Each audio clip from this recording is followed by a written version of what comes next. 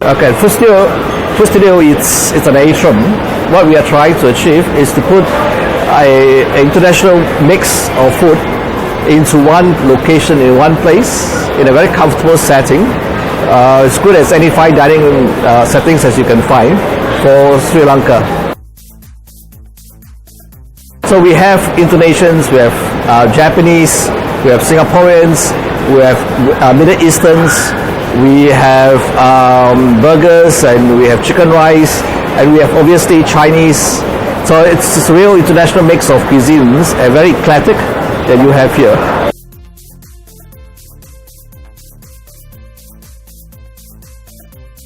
Okay, now let's talk about the origin.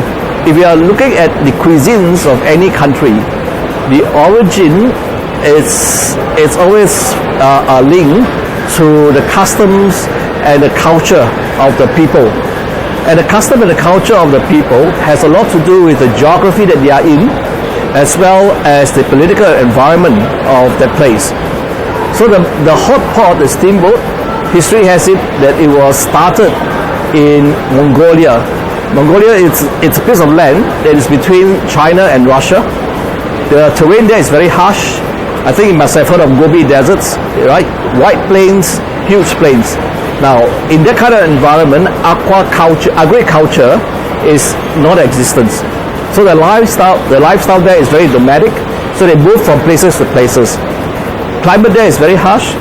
The winter are long, and winter temperature can go down to between -35 to -46 C. Yeah, it's cold. Okay. Now, under that circumstances, what do the people do? Because they are nomadic, during the summertime, they have to move from places to places because they keep livestock, and the livestock have to graze.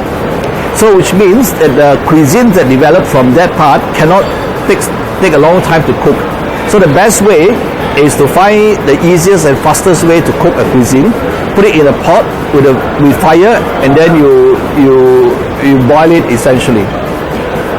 At the same time, the political climate in that area, because they are nomadic, is such that you have a lot of inter-tribal conflict. So tribes tend to attack each other. So in Mongolia, they don't grow by organic growth, they grow by merger and acquisition.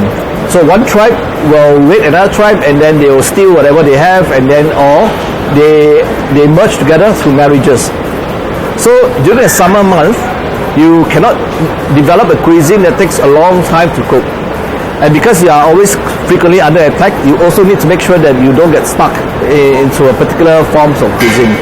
So this finding a pot, put water in, and then heating it up, and then eating the food in a fast manner becomes the norm.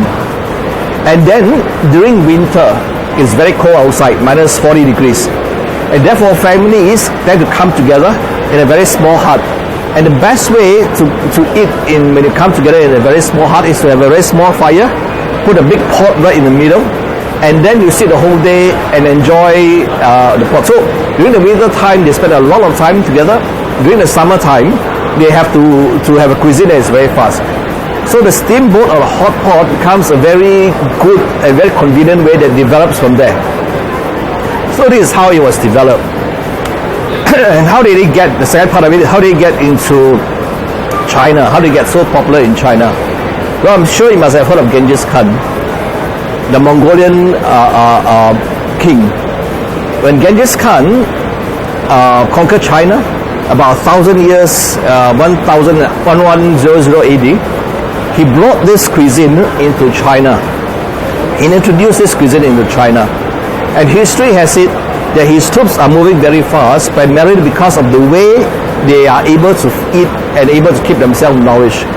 So what they do is they have the helmet, and you turn over the helmet, and they put over a small fire, put water in, and that's where you can cook the meat and the vegetables and whatever ingredients you are going to put inside there.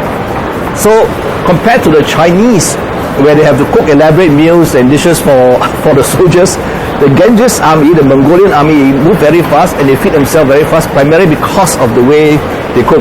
And that's where the Chinese started to learn. Now the third part is then, from there, how does it varies. You'll find that in China today, there are many forms of hot pot.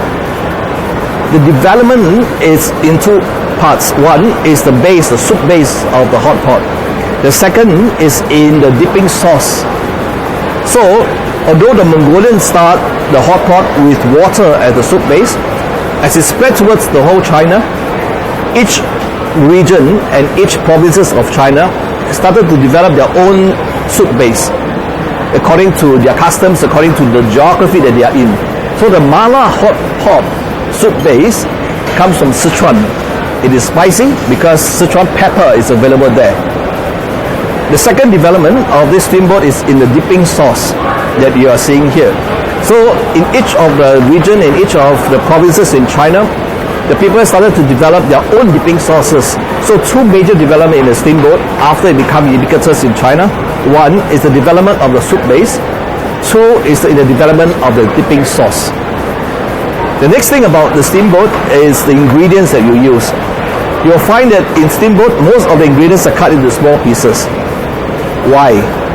Now, if you're looking at meat, because of the way you eat steamboat, you dip it and then you make it hot and then you eat it now. That's the fastest way to eat. Remember the story that they have to move from places to places? Now if you put a big chunk of meat into the soup, it takes a long time. That is the reason why you have to cut it and slice it into small pieces so that it's easy to eat and it's faster to eat. Next thing is the texture.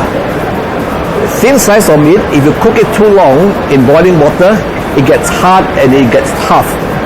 That is why you cannot put the meat into the hot pot for too long. You just have to put it in for a while and then you eat it, because the texture is best when thin slice with just quick rub of the water.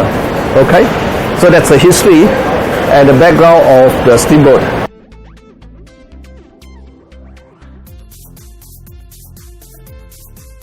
Steamboat is so popular in Asia. From China, it has gone off into Asia. Steamboat is the wave now in US and in Europe. So when we step into Sri Lanka, we realize that this is, Sri Lanka is part of the international community. So Sri Lanka must then experience this wave, these cuisines. In fact, we can have a Sri Lankan definition of steamboat with your own soup base, Sri Lankan soup base, and Sri Lankan sauces.